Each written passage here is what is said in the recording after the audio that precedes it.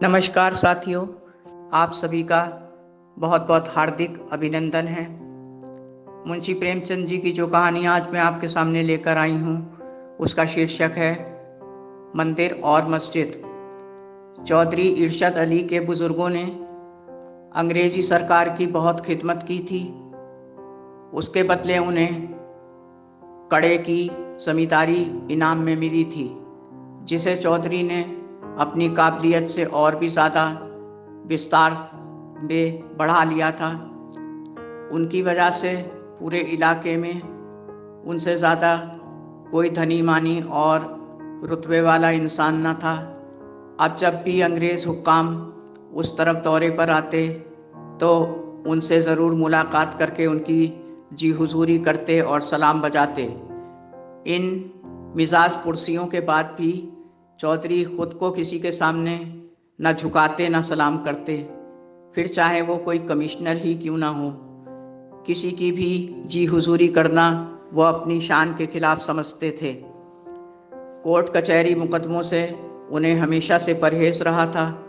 पांचों टाइम के नमाजी और दुआ बंदगी के पूरे पक्के इंसान थे। फारसी और अरबी पर उनकी अच्छी पकड़ थी और वो आलिम थे। सूद उनके लिए हराम था। कुरान की तिलावत और 30 रोज़ों की बंदगी दुआ के बाद भी उन्हें धार्मिक संकीर्णता छू तक ना गई थी। रोज़ सुबह सवेरे तड़के वो गंगा स्नान करने जाते और ये उनकी आदत में इस कदर शुमार था कि फिर चाहे आंधी पानी बरसात जाड़ा पाला कुछ भी पड़े, वो कोस भर पैदल चलकर गंगा तट पर पहुंच ही जाते। गंगा स्नान के बाद वो अपनी चांदी की सुराही में गंगा जल भर कर लाते और दिन भर उसी को पीते। उनका पूरा घर हर 7वें दिन गोबर से लीपा जाता और उनके बगीचे में एक पंडित 12 मास दुर्गा पाठ किया करते। साधु सन्यासियों का बहुत आदर सत्कार उनके दर पे होता और बिना दक्षिणा के वो किसी को खाली हाथ जाने न देते। उनकी उदारता का यह आलम था कि मुसलमान फ़कीरों का भी रोज़ खाना उनके बावर्ची खाने में ही पकता। अपनी रियासत के लिए मुर्दों को जलाने के लिए लकड़ी और बड़े भोज यज्ञ शादी ब्याह बारात के लिए सरकारी जंगल से लकड़ी काटने की सबको पूरी छूट थी। लड़कियों के कन्यादान के लिए उन्होंने रुपये मुकर्रर कर रखे थे, फिर भी उनको पैसे कौड़ी की कोई कमी न थी। एक पैसे का भी उनके ऊपर कोई उधार न था। प्रजा भी इस दानी यशस्वी उदार और दानी इंसान के प्रति हमेशा अपने प्राणों को निछावर करने के लिए तत्पर खड़ी रहती। चौधरी साहब के यहाँ एक राजपूत चपरासी भजन सिंह था। पूरे 6 फुट का ऊंचा, पूरा लठैत मजबूत इंसान था वो। किसी वक्त अखाड़े का मास्टर था। उससे कोसों दूर हर इंसान रहता। अदम्य साहसी था। चौधरी साहब के साथ हर वक्त साए की तरह हर जगह मौजूद रहता। उसकी शक्ति कीर्ति और बाहुबल के कारण वहाँ उसके दुश्मनों की कोई कमी ना थी। अच्छी खासी तादाद में उसके दुश्मन वहाँ मौजूद थे और निर्बलों पर अत्याचार करने की हिमायत कभी न करते भजन सिंह के रहते। इसलिए अन्य जमींदार भी अपने बाशिंदों के साथ मनमानी ना कर पाते और मन ही मन भवन सिंह से खुंदक रखते। चौधरी के लिए भजन सिंह कई बार अपनी जान की बाजी भी लगा चुका था।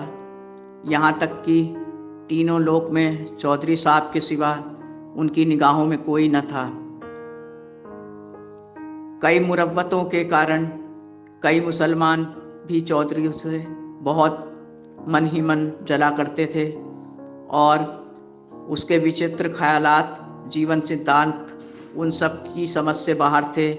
वो सोचते अगर ये सच्चा मुसलमान है तो फिर गंगा जी में क्यों नहाता है, गंगा जल क्यों पीता है, साधु संतों का सत्कार क्यों करता है, बगीचे में पूजा पाठ, घर को गोबर से पुतवाना, ये सब का क्या औचित्य है।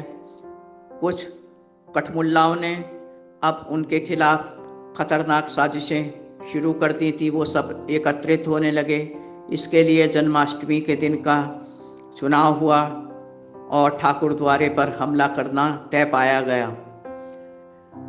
चौधरी को हिंदुओं की हिमायत की सजा देने का पूरा प्रबंध उन्होंने सख्ती से कर लिया था। अब अंधेरी काली रात में ठाकुर द्वारे में कृष्ण जन्माष्टमी मनाई जा रही थी। व्रत और महात्मा भक्तगण सब पूजा पाठ में मगन थे। सैकड़ों लोगों की भीड़ वहां जमा हो चुकी थी। तभी सहसा एकदम से कहीं से मुसलमानों का एक बड़ा जत्था हाथों में लाठियां और पत्थर लेकर वहां आया और उन सब पर अचानक पत्थर और लाठियों से वार होने लगा। इस अकस्मात हुए हमले से वहां चीख पुकार मच गई और भगदड़ मच गई। जिसको जिधर सूझा उधर ही भागने लगा। घायल होकर लोग पेड़ों की तरह गिरने लगे और जमीन पर गिरकर तड़पने लगे, चित्कार करने लगे। इस बात की खबर जब चौधरी और भजन सिंह को लगी तब तक उनको आदेश मिलता कि वहां जाएं। तब तक भजन सिंह ठाकुर द्वारे में डंडा लेकर घुस गया और उसकी आंखों में खून उतर आया। दांत पीसकर वो हमलावरों पर अकेला ही टूट पड़ा। जबकि वो हिंदू था तब भी उसने उन सब पर वार किया। पुराना लठैत था, दांव बदल बदल कर उसने वहां मौजूद लोगों को मार गिराया। चौधरी भजन सिंह के गुस्से को और उसके हुनर को, उसके जुनून को जानते थे और वो वहां जाने के लिए तुरंत बाहर निकले ही थे कि कोई उनके पांव से अंधेरे में टकरा गया। जमीन पे पड़ा कोई इंसान था वो। ठाकुर ने घबरा के पूछा, कौन हो तुम? तो घायल ने खून से लथपथ बताया कि मैं आपका दामाद शाहिद हुसैन हूँ। और अब तक भजन सिंह भी वहां आ चुका था। तब डूबते शब्दों में शाहिद हुसैन ने बताया कि भजन सिंह की लाठी से घायल हो चुका हूँ और किसी तरह यहाँ आ पाया हूँ। चौधरी साहब ने अपना सिर पीटते हुए ठाकुर से कहा, अरे तूने तो मेरे ही घर का चिराग बुझा दिया। क्योंकि अब शाहिद हुसैन ने दम तोड़ दिया था। भगत सिंह ने अपना सिर झुकाकर जवाब दिया शर्मिंदगी से, मालिक भीड़ ज़्यादा थी, इनको मैं पहचान नहीं पाया और अंधाधुंध वार करते समय इनके सर पर अचानक लग गया होगा। चौधरी बोले, ठाकुर द्वारे में घुसना गलत बात है ना। किसी को भी दुआ बंदगी से रोकना पाप है, पर हमारे खानदान का चिराग तुम्हारे हाथों बुझ गया, इसका मुझे बहुत अफसोस है। खुदा ने तुम्हें हम सब की हिफाजत के लिए बख्शा था, पर यह खून आज तुम्हारी ही इस जल्दबाजी के कारण हमारी तबाही का कारण बना। अब भजन सिंह पश्चाताप से बहुत उदास था। उसने सोचा कि मेरा लड़का भी मर जाता तो भी मुझे इतना दुख ना होता जितना शाहिद हुसैन के मरने पर मुझे हो रहा है। मेरे हाथों का सर्वनाश हो गया। अब खुद के हाथों ही उसने अपने को सजा देने का मन बना लिया। इसी ख्याल से उसने अपनी कमर से छुरा निकालकर अपनी छाती में भोंकना चाहा तो उसी वक्त लपक कर चौधरी साहब ने उसके हाथ से छुरा छीन लिया और बोले, ये क्या कर रहे हो तुम? होश में तो हो? इससे तुम्हारा कोई हल नहीं होगा मकसद। इसमें तुम्हारा कोई भी कसूर नहीं। जो खुदा को मंजूर था वो ही हुआ। बस किसी के धर्म की तौहीन करना सबसे बड़ा गुनाह है, ये कभी ना करना। खुदा गवाह है, तुम्हारी जगह अगर मैं होता तो उस वक्त मैं भी यही करता, लेकिन मैं सिर्फ हक की ही बात करूँगा। अब तुम दूसरे लोगों से बचने के लिए इसी वक्त यहाँ से निकल जाओ। अंधेरी रात है, कोई देख ना पाएगा तुम्हें। जाओ, कहीं छावनी या अन्य स्थान पर छिप जाओ। वो देखो लोग आ रहे हैं, ये भीड़ इधर ही आ रही है, उसमें कई मुसलमान भी गुस्से में आ रहे हैं लाठियां लेकर, जल्दी करो ठाकुर, उसमें मेरे घर वाले भी शामिल हैं। और ऐसा कहते ही वहां से चला गया। अब धीरे धीरे करके 1 साल बीत चुका था। सारे मुसलमान हर वक्त की टोह में रहते और उन्हें पूरा यकीन हो चुका था कि चौधरी को उसके छिपने की जगह मालूम है और चौधरी ने ही ठाकुर को कहीं छिपाया है। वो बहुत कोशिशें करते, चौधरी को उलाने दे दे के पूछते कि वो कहाँ है, लेकिन चौधरी कहते मुझे नहीं मालूम वो कहाँ है। दूसरी तरफ पुलिस भी उसके खून की प्यासी हो गई थी, चाहे जिंदा मिले या मुर्दा, उसको पाने के लिए पुलिस परेशान थी और हर हालत में उसको बरामद करना उनका पहले लक्ष्य था। चौधरी को अपने घर वालों से, रियासत से, मुसलमानों से खुलेआम विरोध और तानू की बौछार मिल रही थी और सब उन्हें जलील कर रहे थे। चौधरी ने भजन सिंह को अपनी आत्मा की तरह इतने तिरस्कार के बाद भी छिपा के रखा हुआ था। अब जाड़ों के दिन थे और चौधरी साहब दौरे पर थे, घर वालों के शब्द वाड़ों से घायल। अब वो घर में कम ही रहते। एक दिन की बात है, रात में खाना खाकर चौधरी अपनी आरामगाह में तन्हा लेटे थे कि अचानक द्वार बंद करके कोई आ खड़ा हुआ चौधरी के सामने। चौधरी ने एकदम से आए इंसान से पूछा तुम कौन हो, और लालटेन जला दी। भजन सिंह को सामने देखकर चौंक गए और पूछे तुम यहाँ कैसे, कहाँ थे अभी तक, ये क्या हाल बना रखा अपना, तुम तो पहचाने ही नहीं जा रहे, क्या हाल चाल हैं अब तुम्हारे, कैसे हो तुम। इस पर ठाकुर बोला ठीक हूँ हुजूर, पर अब छिप कर रहना मेरे लिए बहुत मुश्किल हो गया है। आप कहें तो मैं अदालत में कल ही हाजिर होकर अपने आप को पेश कर दूं। आपको मेरे कारण इतना जलील होना पड़ रहा है, ये सब तिरस्कार सहने पड़ रहे हैं, अब मुझसे नहीं देखा जाता। जो खुदा को मंजूर होगा साहब वही होगा। चौधरी ने दिलासा देते हुए कहा नहीं, मेरे जिंदा रहते तुम्हें मैं भाड़ में नहीं झोंक सकता। पुलिस क्या क्या केस तुम पर दायर करेगी तुम नहीं जानते। मैं एहसान फरामोश नहीं हूँ। तुमने मेरी जान के लिए कितनी बार बाजी लगाई है अपनी जान की। आज के बाद जुबान पर ऐसी बातें कभी ना लाना। लेकिन भजन सिंह गैरती इंसान था, उसके दिल में ये बात बहुत गहरे बैठ गई थी कि मेरे कारण चौधरी साहब के घर वाले और रियाया में बहुत उनकी थू थू हो रही है, कोई उनका हमदर्द नहीं, सब चौधरी साहब से नफरत करते हैं। और चौधरी साहब के पास से वो थोड़ी देर बात करके फिर चला गया। दूसरे ही दिन तड़के सवेरे जिला हाकिम के बंगले पर अचानक ठाकुर भजन सिंह जा पहुंचा। हाकिम को अपनी आंखों पर विश्वास न हुआ, कड़क कर बोला तुझे कहाँ कहाँ ढूंढ रहे थे, क्यों चौधरी ने तुझे कहाँ छिपा रखा था, बोल, तू चौधरी के कहने से छिपा हुआ था ना। भजन सिंह ने विनम्रता से जवाब दिया हुजूर, उनको तो मेरे बारे में अभी तक कुछ मालूम भी नहीं, मैं कहाँ हूँ, कैसा हूँ, मर गया हूँ या जिंदा हूँ। फिर जब चौधरी को ये खबर मिली कि हाकिम के सामने उसने अपने आप को पेश कर दिया तो वो सन्नाटे में आ गए। सोचा कि अगर मुकदमे की पैरवी सही नहीं हुई तो अब ठाकुर का मरना पक्का है। लेकिन दिक्कतें ये थीं कि पैरवी आसान न थी। अगर वो पैरवी करते तो मुसलमान खिलाफ हो जाते, तहलका मच जाता। उधर मुसलमानों ने भी ठान ली कि अब इसे फांसी दिलवाकर ही रहेंगे। इसके लिए उन्होंने बड़े बड़े वकील और खर्चे के लिए आपस में चंदा इकट्ठा किया। अब इस मुद्दे पर पूरी तरह कौमी रंग चढ़ चुका था। अब आसपास की जगहों के लोग इस जिहाद में कूदने के लिए बेताब हो उठे। उधर चौधरी साहब ने ठाकुर के मुकदमे के लिए कमर कस ली और घर को छोड़कर शहर में आ गए। पैरवी को 6 महीने बीत चुके थे। पैसा चौधरी पानी की तरह बहा रहे थे।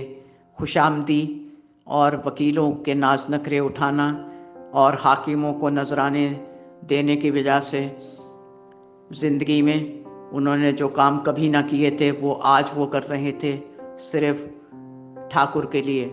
उनकी मेहनत धीरे धीरे रंग लाई। ठाकुर को फांसी के फंदे से वो बचा लाए और इस कारण से उनकी हर तरफ फिर से धूम मच गई। लेकिन मुसलमानों को ये सब नागवार गुजरा। उन्होंने समझ लिया कि अब चौधरी की रही सही मुसलमानी भी ख़त्म हो चुकी है।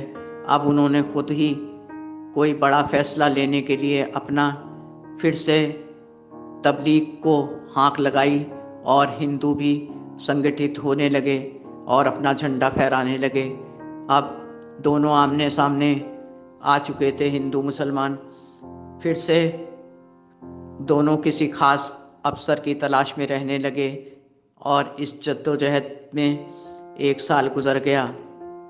फिर जन्माष्टमी का त्यौहार आज था। हिंदू के जहन में पिछले साल की हर याद ताज़ा थी। उन्होंने भी गुप्त रूप से सारी तैयारियां पूरी कर ली थीं। आज तक कभी जन्माष्टमी के दिन कोई जुलूस न निकला था, पर आज धूमधाम से गाजे बाजे के साथ और नारों के साथ जुलूस का निकलना तय पाया गया। अब रात की रियाई थी, मस्जिद में नमाज हो रही थी, तभी हिंदुओं का जुलूस निकला। उसमें सबसे आगे भजन सिंह अपने अखाड़े के पट्ठों के साथ चल रहे थे। राह में मस्जिद पड़ने से सब लाठियां संभालते हुए आपस में कानाफूसी करने लगे। गाजे बाजे तेजी से बज उठे। जयनाद से आकाश गूंज रहा था। मुसलमान मस्जिद से निकल आए और बोले, नमाज हो रही है, बाजे बंद करो, हमारी नमाज में बाधा पड़ रही है। भजन सिंह बोला कि बाजे गाजे कुछ बंद नहीं होगा, न जुलूस बंद होगा, तुम अपनी नमाज बंद कर दो। मुसलमान बौखला गए तो नक्कर बोले, ज़्यादा चौधरी के बल पर ना फूलो, अभी होश ठिकाने कर देंगे तुम्हारे। बाजे लगातार बज रहे थे। इस पर किसी मौलवी ने ठाकुर को काफिर कह दिया। फिर क्या था, भजन सिंह ने तुरंत उसको झपटकर पकड़ लिया और दोनों तरफ से हल्ला मचाते हुए चिल्लाने लगे और हमला करते हुए मस्जिद में घुस गए। उनके पीछे भजन सिंह भी मस्जिद में घुसकर आपे से बाहर हो गया और लाठी चलाकर गाली गलौज करते हुए मारपीट करने लगा। इस विभत्स सीन को देखकर सब लोग भौचक्के हो रहे थे। दोनों तरफ के लोग एक दूसरे को खदेड़ खदेड़ कर मार रहे थे। चौधरी उस वक्त दीवान खाने में बैठे हुक्का पी रहे थे। जब उन्हें खबर मिली कि भजन सिंह मस्जिद में मारपीट कर रहा है तो उनकी त्योरियां चढ़ गईं और आंखों से अंगारे निकलने लगे। उन्होंने सोचा, इसकी इतनी हिम्मत, खुदा के घर को नापाक कर दिया। जालिम ने मेरे दामाद का खून किया तो मैंने माफ़ कर दिया। मस्जिद और खुदा की तौहीन मैं आज गवारा न करूँगा। तभी अचानक भजन सिंह उनके सामने आ खड़ा हुआ।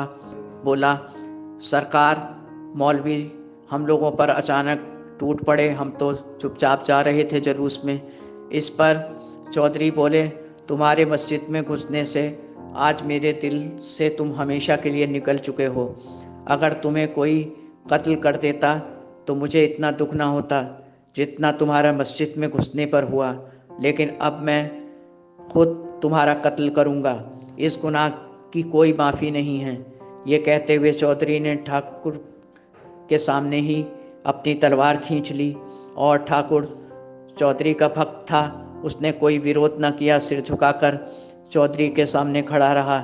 सब इस विचित्र प्रेम और प्रतिशोध की तस्वीर को साक्षात देख रहे थे। चौधरी का दीन कहता कि मार डालो इसे, और सज्जनता कहती तुम्हारा वफादार है, माफ़ कर दो। अंतर्मन में युद्ध छिड़ा हुआ था। इस युद्ध को, अंदाज को और मौलवी साहब के और सब लोगों के वहाँ खड़े रहने के बावजूद भी चौधरी साहब की मनोदशा को समझकर ठाकुर ने कहा, आप मेरा कत्ल कभी ना कर पाओगे साहब, मैं समझ सकता हूँ इस बात को। और फिर उसने एक फैसला बेधड़क सुना दिया कि आप मेरा कत्ल तो करना चाहते हो, लेकिन आपको जो बातें रोक रही हैं वो मैं समझ सकता हूँ। मेरा वादा है मालिक, ये सिर आपकी संगति में आपके लिए हमेशा से झुका रहा है। कल सुबह इस सर को मेरे घर से मंगवा लीजिएगा। और ये कह के वो फुर्ती से वहाँ से निकल गया। ये सुनते ही चौधरी साहब को उसकी मंशा जैसे पता चल गई थी और वो उसके पीछे भागे। जब तक वो उसके घर पहुँचते तब तक वहाँ ठाकुर का सिर धड़ से अलग ज़मीन पर पड़ा था और अपनी वफादारी की कहानी पुकार पुकार के सुना रहा था। साथियों, संसार का धर्म कोई सा भी हो, वो हम सबको आपस में प्यार से रहने का ही संदेश देता है। इसलिए हमें किसी के धर्म को ठेस नहीं पहुंचानी चाहिए। ईश्वर एक है, उस तक पहुंचने के रास्ते अलग हैं और बंदगी के रास्ते जुदा हैं, पर हमें जाना सबको ईश्वर के ही घर है और हम आए भी वहीं से हैं। हम सब गुलदस्ते में सजे हुए एक एक फूल ही तो हैं। हमारी अपनी अपनी खुशबू से आपस में सबकी ज़िंदगी में कितनी महक उत्पन्न हो सकती है, ये हमारी एकता से ही पता चल पाएगा। इसलिए हमें मिलजुल कर रहना है। साथियों, अगर मेरी कहानी आप सबको अच्छी लगी हो तो प्लीज़ इसे लाइक करें और शेयर करें। आज ईश्वर से सच्चे मन से मेरी यही प्रार्थना है कि हम सबको आपस में बहुत प्यार करने वाला और सबके जज्बात को समझने वाला, सबकी भावनाओं को की कदर करने वाला हृदय प्रदान करें।